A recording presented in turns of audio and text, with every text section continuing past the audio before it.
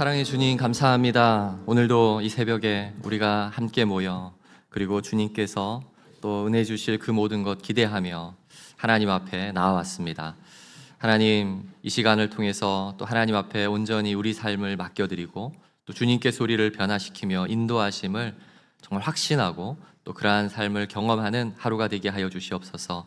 또한 우리의 모든 인생이 정말 하나님께서 뜻하시고 계획하신 바를 풍성히 이루어드리는 그러한 삶이 될 수 있도록 하나님 우리 모두를 또 인도하여 주시옵소서. 그러한 삶이 되기까지 우리를 기도와 말씀의 자리에서 하나님께서 또 온전히 이끄시고 우리를 변화시켜 주시기를 간절히 소망합니다. 오늘도 그러한 은혜를 주실 하나님을 소망하며 살아계신 예수님 이름으로 기도합니다. 아멘, 아멘. 네, 어제보다 더 현장에 더 많이 오신 것 같은 느낌이 좀 들기도 하고 반갑습니다. 제가 여기 올라오기 직전에 혹시 또 유튜브에 얼마나 들어와 있나 하고 이렇게 보니까 한 30명 정도 실시간으로 참여를 하시는 것 같고, 어제 예배 이후에 유튜브에 가보니까 댓글에 한 20명 정도가 아멘 아멘 이렇게 하셨더라고요. 그래서 그곳에 있는 분들, 지금 이곳에는 한 40명 넘게 지금 계신 것 같은데 하나님의 정말 큰 은혜 사모하고 또 하나님 앞에 좀 믿음의 결단을 할 수 있는 그러한 오늘 하루가 되면 좋겠습니다. 특별히 예배를 섬기는 우리 청년들, 학생들 위해서 기도하는 것도 잊지 말아 주시고요. 제가 오늘은 광고 말고 시간이 좀 짧은데 어제 있었던 간증이라기보다는 말씀을 어떻게 저는 결단하였는지를 한번 좀 나누는 시간을 먼저 한 3분에서 4분 정도 갖고 이후에 말씀을 좀 보면 좋겠습니다. 어제 새벽에 제가 기도하면서 한 가지 오늘은 이렇게 살아야지 결단을 했습니다. 말씀을 묵상하면서 월요일은 제가 쉬는 날이니까 월요일만 되면 제가 이제 집에 이렇게 조금의 좀 기여를 하기 위해서 청소기를 이렇게 돌리기도 합니다. 근데 최근에는 제가 이 청소기를 들고 딸 방에는 거의 들어가지 않았습니다.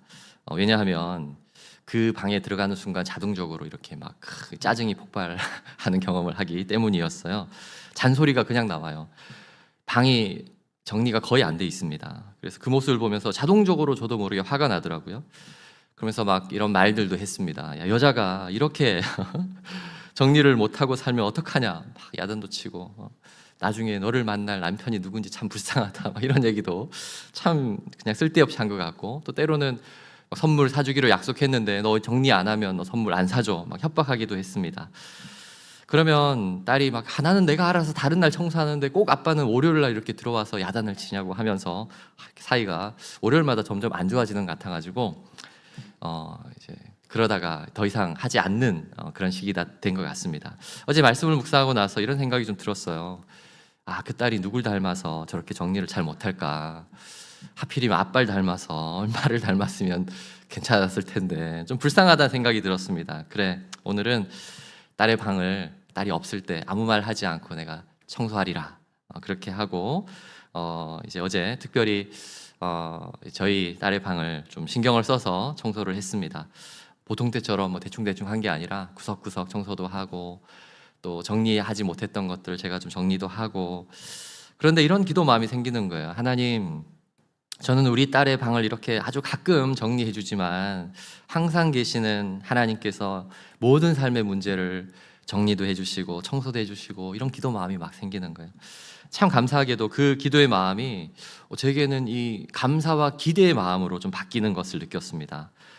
그래, 지금까지 하나님께서 나의 인생 가운데에도 이렇게 스스로 정리 잘 못하는 나의 인생을 하나님께서 다 정리해 주시고 발걸음을 온전히 인도하셨다면 그 은혜의 삶이 우리 주님의 뜻과 계획 가운데 이제 한 가족이 된 우리 아이에게도 분명히 함께 하시겠구나, 막 이런 마음이 들더라고요. 그 확신을 가지니까 나의 부족한 부분을 닮은 이 딸이 불쌍한 것이 아니라 이제 그 부족함으로 하나님께서 어떻게 채우실까 기대가 되더라고요.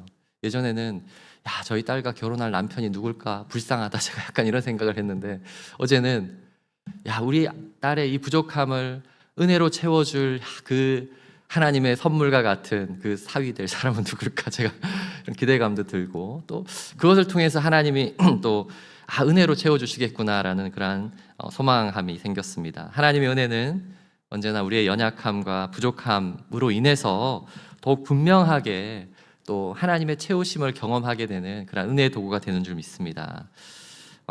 저는 우리 성도님들께서 이 말씀을 들으면서 어떤 결단으로 또 하루를 살았는지 굉장히 궁금합니다. 예전에 제가 설교를 배울 때 그런 얘기를 들었습니다. 설교자가 먼저 그 말씀을 적용하지 못하면 성도들은 아무도 그거 적용하지 않는다. 그리고 설교자가 그 말씀의 적용을 살아낸 이야기를 하지 않으면, 구체적으로 하지 않으면 성도들은 구체적으로 적용하면서 살지 않는다. 설교자가 두루뭉실하게 설교를 하면 그 성도들은 두루뭉실하게 삶을 살아가고 그냥 머리로 듣는 머릿속의 성도로 끝날 수 있다. 그래서 언제나 적용은 구체적이 되어야 한다라는 내용을 배웠는데, 오늘 제가 어제 말씀과 관련해서 이렇게 적용하는구나라는 거를 성도들이 좀 이제 뭐랄까요, 함께 할 수 있도록 먼저 이 말씀을 드립니다.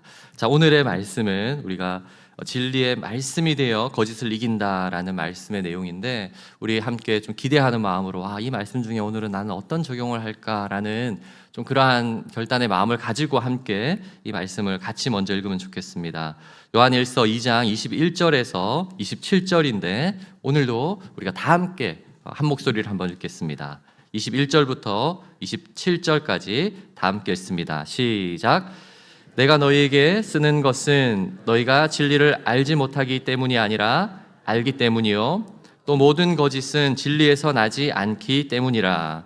거짓말하는 자가 누구냐? 예수께서 그리스도이심을 부인하는 자가 아니냐? 아버지와 아들을 부인하는 그가 적 그리스도니, 아들을 부인하는 자에게는 또한 아버지가 없으되 아들을 시인하는 자에게는 아버지도 있느니라. 너희는 처음부터 들은 것을 너희 안에 거하게 하라. 처음부터 들은 것이 너희 안에 거하면 너희가 아들과 아버지 안에 거하리라. 그가 우리에게 약속하신 것은 이것이니 곧 영원한 생명이니라.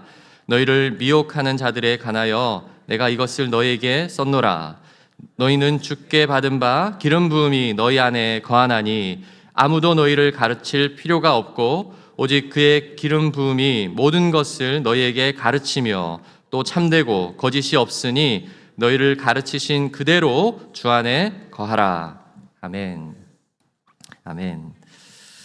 자, 오늘은 하나님께서 또 우리에게 허락하신 그 공동체를, 우리에게 허락한 이 모든 하나님의 어떤 교회 또 공동체를 더 살아있고 움직이며 영향력 있게 하는 원동력의 말씀이라고 할 수 있습니다. 어제는 우리가 예수 그리스도가 참 빛이 되어서 우리의 삶의 영역을 어떻게 비추고 계신지, 또 우리 공동체를 어떻게 비추고 있는지를 좀 확신하는 시간이었다고 한다면, 또 그것을 적용하면서 우리 삶의 어두움의 영역 가운데 방치하고 있던 것을 우리가 좀 이렇게 뭐랄까요, 다시 예수 그리스도의 빛으로 우리가 문을 열어드리는 거죠. 마음의 문을 열고 삶의 구석구석의 영역 가운데에 예수 그리스도께서 행하신 대로 행하는 것, 그것이 참 빛이 비춰지는 그래서 어둠을 이기는 승리의 삶이었습니다. 오늘은 이제 거짓을 이기는 방법인데 그것이 바로 진리의 말씀입니다. 진리의 말씀.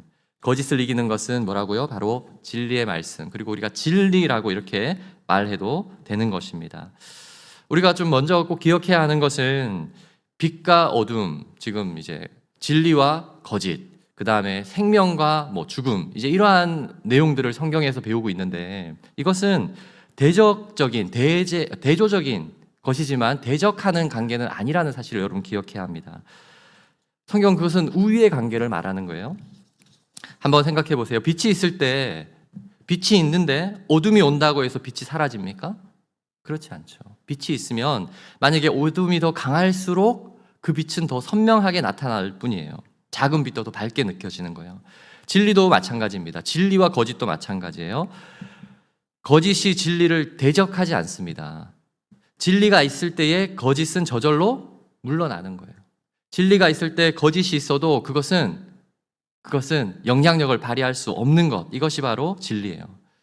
여러분, 왜냐하면 이 진리라는 단어 속에는 시간이 지나도 변하지 않는 것, 우리가 흔히 아는 시간이 지나면 변하게 되는 것을 뭐라고 얘기하죠? 가짜, 짝퉁이라고 얘기를 하는데, 이 성경에 나오는 거짓이라는 단어가 사실 우리가 한국 사람에게 가장 익숙한 짝퉁과 같은 그 말입니다. 푸슈도스라는 그 헬라어가 뭐냐면, 이 거짓이라는 단어가 보조품, 가짜 이란 단어입니다. 사도 요한은 당시 믿음의 공동체에 있던 사람들이 이 거짓 가르침을 전하는 사람들에게 속아서 교회 공동체가 이제 병들었음을 매우 안타깝게 생각했습니다. 그 병든 공동체 안에서 신앙생활을 처음 시작했던 사람들은 어땠을까요? 만약에 그 교회 공동체가 건강한 공동체였다면 처음 신앙생활을 시작할 때부터 진리 안에 굉장히 잘 자라났을 거예요. 그런데 그 공동체가 잠시 병들었을 때에 그때부터 신앙생활을 시작한 사람들은 안타깝게도 진리를 제대로 배우는 것이 아니라 그 거짓 안에서 뭐랄까요? 좀 안타까운 성장이 일어나게 되는 거죠. 그 안타까운 표현이 사실 오늘 2장 우리가 읽은 말씀의 그 처음 시작하는 단락은 2장 18절부터 시작하거든요. 본문이 너무 길어서 제가 잘랐지만 2장 18절에 이렇게 나타납니다. 아이들아 라는 표현으로 나타납니다. 아이들아, 지금은 마지막 때라 하면서 많은 적그리스도가 일어났다라고 표현을 하고 있는데 아이들아. 사도 요한은 이 요한 1서에 대해서 1서를 각 단락을 나눌 때마다 이런 표현을 해요. 사랑하는 자들아 또는 자녀들아 이런 표현을 해요. 그래서 그 속에서의 어떤 단락이 나눠집니다. 자녀들아 이 표현을 할 때 어떤 의미일까요?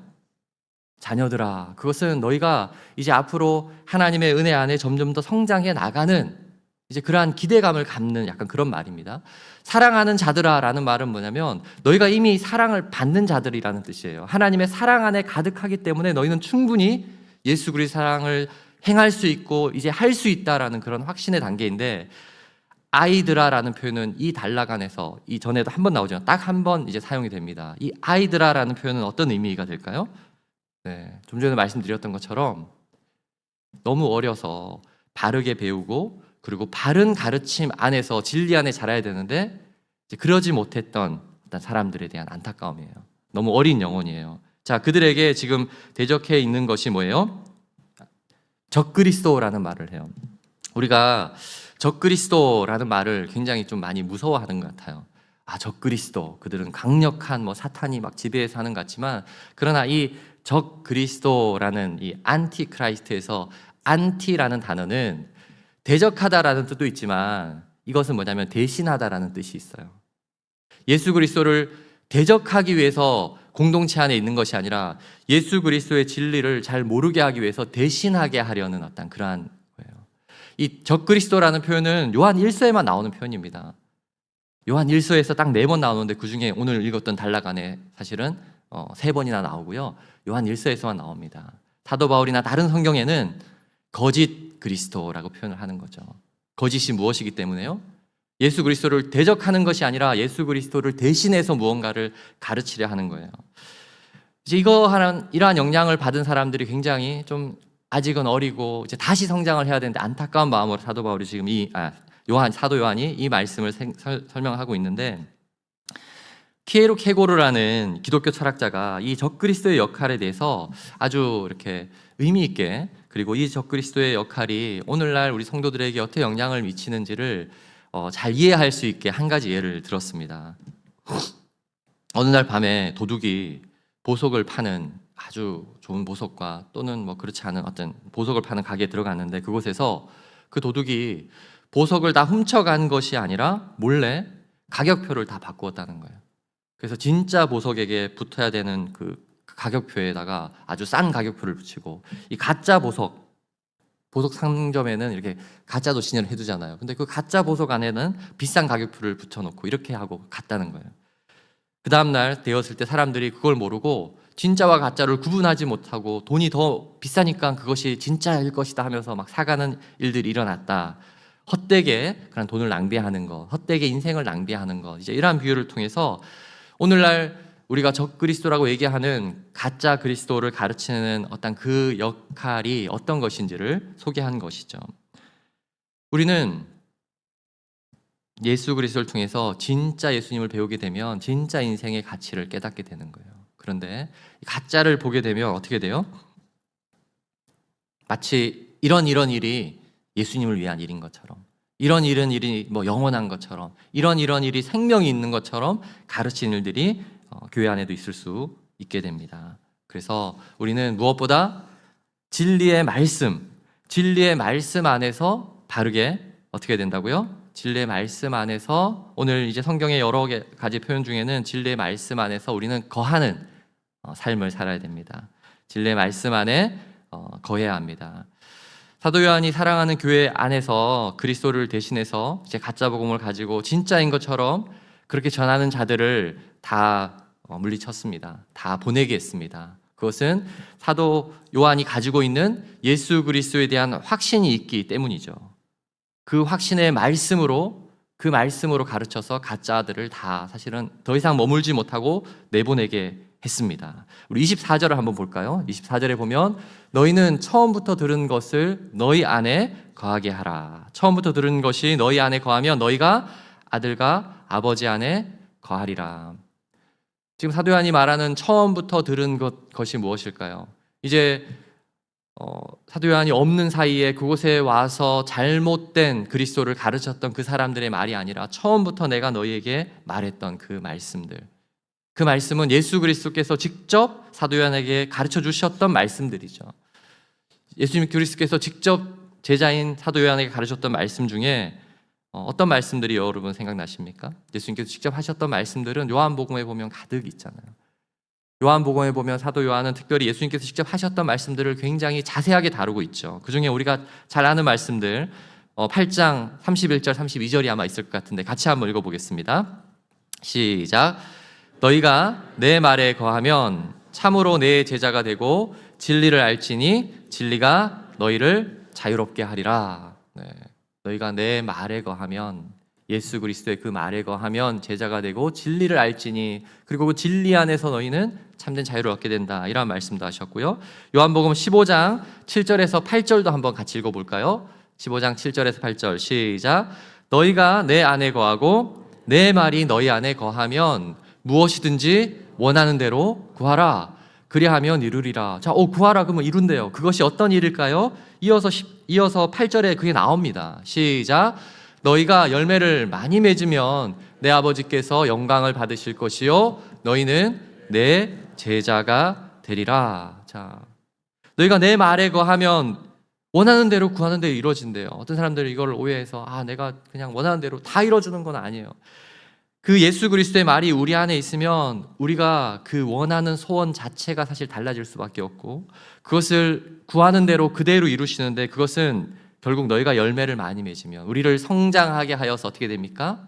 진리 안에서 성장하게 하여서 그 진리로부터 성장한 나무가 열매를 맺게 하는 그 열매라는 거예요. 그 열매를 맺으면 하나님께서 영광을 받으신다는 거예요. 우리가 간구하는 그 기도를 통해서 어떠한, 그러니까 나의 소원을 통해서 하나님 영광 받으시는 게 아니에요. 진리의 말씀 안에서 우리를 점점 더 성장시키고 그 진리의 말씀 안에서 열매 맺게 하시는 그것으로 인해서 우리는, 하나님께서는 영광 받으신다는 겁니다. 그것이 바로 참된 제자가 되는 삶이고, 또 예수님의 그 말씀 안에 거하는 것입니다. 예수님 말씀 안에서 우리는 그래서 진리의 사람이 되어야 돼요. 예수님의 말씀 안에서 진리의 사람이 되어야 돼요. 오늘날 교회 안에, 또 오늘날 많은 가르침 안에는 거짓 가르침이 있습니다. 예수 그리스도를 대적하는 가르침이 아니라 예수 그리스도를 대신하려는 잘못된 가르침이 참으로 많습니다. 여러분, 그것을 보면 왠지 더 비싸 보이고 왠지 더 반짝이는 것 같고, 금은 그냥 순전한 금이면 족한데 그 금보다 뭔가 더 반짝이면 더 좋아 보이잖아요. 그러나 어떻게 돼요? 시간이 지나면 변색되고 가짜인 것이 표가 나는 것이죠. 그런 것처럼 그냥 순간적으로 우리가 볼 때 더 좋아 보이고, 그것이 아니라 우리는 꾸준히 하나님의 말씀, 또 예수 그리스도께서 직접 하신 그 말씀 안에서 점점 더 진리에 익숙한 사람이 되어야 합니다. 그러한 사람이 될 때에 정말 우리는 거짓을 이기는 것뿐만 아니라 진리의 열매를 맺게 되는 그런 성도가 될 줄 믿습니다. 미국에는 위조 지폐 감별사가 있어요. 예전에 제가 최고의 감별사가 되는 어떤 그 사람의 인터뷰의 이야기를, 제가 글을 본 적이 있는데, 그 최고의 감별사, 위조 지폐 감별사가 되는 방법은 최신에 나온 어떤 위조 지폐를 잘 연구하고, 또 그 잉크가 어떤 잉크로 쓰였는지, 종이 재질은 요즘 어떤 걸 사용하는지 요걸 보는 게 아니라고 했어요. 진짜 지폐를 계속 만지고 진짜 지폐를 계속 보고 진짜 지폐에 계속 집중할 때에 어떤 가짜가 나와도 그것을 구별할 수 있다는 거예요. 진짜에 집중하는 거. 그러한 원리와 동일합니다. 우리 요한일서 이제 마지막 2장 26절에서 27절을 한번 읽어볼 텐데요. 같이 한번 읽어보겠습니다. 시작. 너희를 미혹하는 자들에 관하여 내가 이것을 너희에게 썼노라. 자, 여전히 미혹할 수 있는 자들에 관하여 이것을 이미 썼노라. 그리고 27절 시작. 너희는 주께 받은 바 기름 부음이 너희 안에 거하나니 아무도 너희를 가르칠 필요가 없고 오직 그의 기름 부음이 모든 것을 너희에게 가르치며 또 참되고 거짓이 없으니 너희를 가르치신 그대로 주 안에 거하라. 네, 여기 앞에 보시면 기름 부음이 너희 안에 거하나니 아무도 너희를 가르칠 필요가 없고. 그럼 기름 부음 받으신 이가 누구세요? 예수 그리스도. 네, 그 기름 부음 받으신 예수 그리스도의 가르침이 어디 있습니까? 진리의 말씀이 되어 성경 말씀 안에 있어요. 여러분, 이 성경 말씀 안에 있는 이 가르침 외에는 우리에게 가르침이 필요가 없습니다.